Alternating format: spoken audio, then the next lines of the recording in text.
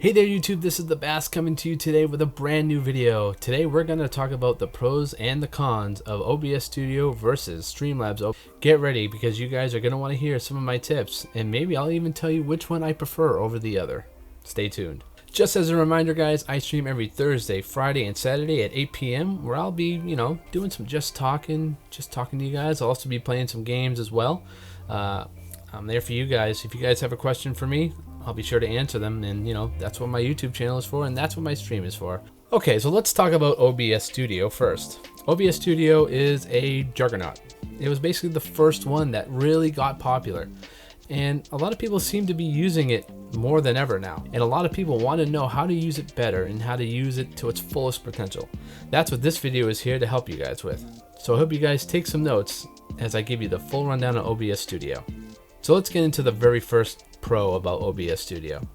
You have complete control over your editor. This is where you're going to spend a lot of your time and editing the layout, your overlays, adding new stuff. This is the stuff that you want to be using a lot. You'll be spending a lot of time here and using the app, doing overlays, adding more sources, scenes, whatever you got to do. This is where you're going to be spending your time. And wouldn't it be nice to customize that editor? Well, in OBS Studio, you can do exactly that. It's very customizable. You can move and pinpoint things anywhere you want. It's really intuitive. All you gotta do is drag it and place it somewhere. That's it. It's very easy, very intuitive, and I know it's one of my favorite parts of the editor. It's an extremely easy part of working with OBS. But let's talk about the really big thing that I love about OBS.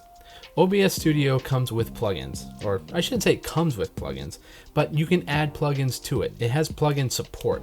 That is a huge plus in OBS that you will not get in Streamlabs OBS. And it's kind of weird that they don't have that in there, to be honest with you. Why don't they have that? Maybe you guys should add that. Speaking of Streamlabs, do you know that they actually have a subscription service? Streamlabs Prime is where you want to go to get all of your overlay needs. And this is actually very helpful as a beginner. Because when you're a beginner and don't know what you're doing and trying to figure out how to do cool art assets for your stream, Streamlabs Prime is actually pretty handy to have. It's $12 a month, but with that $12 a month, you get instant access to a ton of great themes made by Nerd or Die or Own.tv, and these overlays are professional. They're really handy for someone that wants to stream at a professional level, even if you are just a beginner.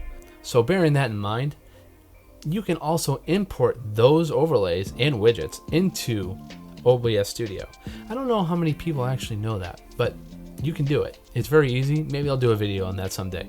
So that's another big plus for OBS Studio. Bringing in your overlays and use them however you want is a big plus. Not only that, even if you don't subscribe to the service anymore, you actually have those downloaded forever. It's not like they can take them away from you.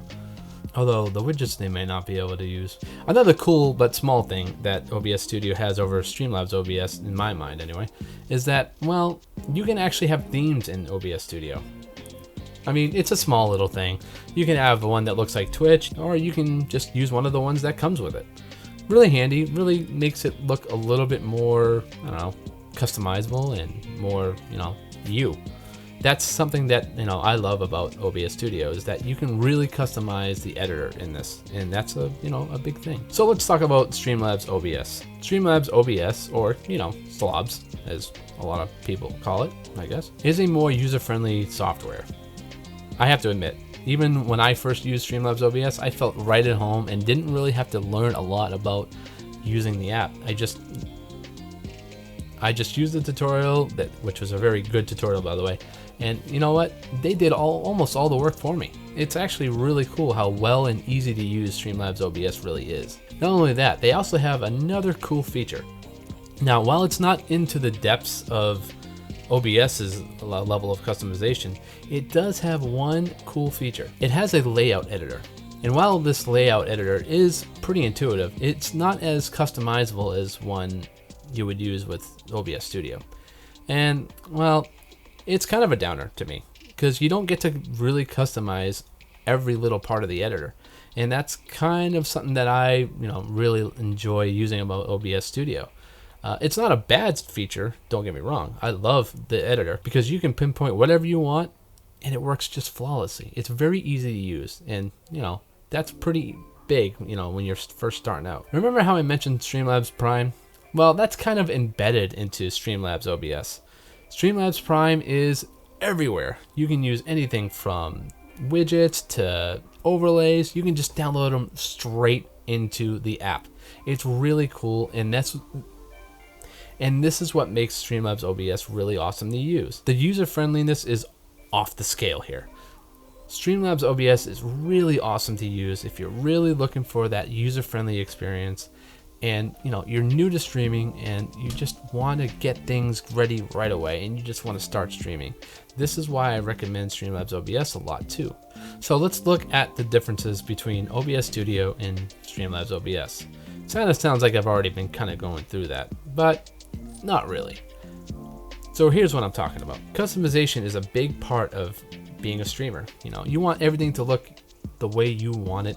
You want everything to work the way you want it. And that's where Streamlabs OBS and OBS Studio kind of differ. For example, I mentioned earlier about the customization. Well, the editor in Streamlabs OBS is quite restrictive. You can't put things on the top. It's kind of a letdown. I know it sounds kind of silly and a little bit nitpicky, but at the same time, I'm able to do that in OBS Studio. And that's kind of a big deal because now I can have more information on the top and have my editor right here and have all the other information down here. And that's something I really, really appreciate in OBS Studio. Another big thing, Streamlabs OBS doesn't have plugins. And this is a big deal because plugins can make and break your stream sometimes. Maybe not to the extent I'm making it out to be, but at the same time, you won't be able to do some of the things that you may want to do. There are certain transitions and certain audio plugins, for example, that I use in my streams that are very, very handy. So when I noticed that I couldn't use plugins in Streamlabs OBS, I was really disappointed. And that's kind of a big deal because I use those a lot and that's part of my stream and I really, really need them. Now, that doesn't mean you're gonna need them. That doesn't also mean that Streamlabs OBS is bad because of it. It's just something that you should look out for. Now, which one do I prefer over the other? You may think that I kind of dogged on Streamlabs OBS, but the fact is, I actually love Streamlabs OBS. While I do prefer OBS Studio, Streamlabs OBS has its place among any streamer that wants to use it. It's very user-friendly. It's very intuitive. You can really feel at home using Streamlabs OBS. The reason why I love OBS Studio so much is because I love customization. I love to customize every little thing about an app I use. That may be part of the editor, the overlays I can use, anything that will give me an advantage in my streams, I want to use it. And that's something that I think a lot of people need to realize, is that sometimes you need some extra abilities to really, make the stream your own. But I think the biggest reason overall why I like OBS Studio a little bit more is because it's less CPU intensive. That's right, because of all the things that Streamlabs can do, unfortunately it cuts into your CPU usage. And that's a big deal when streaming because it really depends on the game you're playing, first of all, and if you're using a CPU to stream, which is a big deal if you're trying to use, CPU streaming, via X264. Even though I'm more of a proponent of the GPU streaming methods, that's kind of a big deal because you want to get as much CPU usage and GPU usage out of it as much as possible. And while the overlays themselves will actually cut into that, OBS Studio uses less CPU, which means more CPU to use on the games you're playing and, maybe even a better stream if you're using X264 or something like that. So, am I talking out of my ass? Do you think I'm, just wrong? Mention in the comments. Go ahead, flame me for all I care. I don't really care. I don't. Just be nice about it, would you? Don't forget, guys, I'm going to be streaming every Thursday, Friday, and Saturday at 8 p.m. Just come on in, ask a question. I'm there for you, babe. Thanks again, you guys. I'll be back next week with a new video. Have a good one, everyone.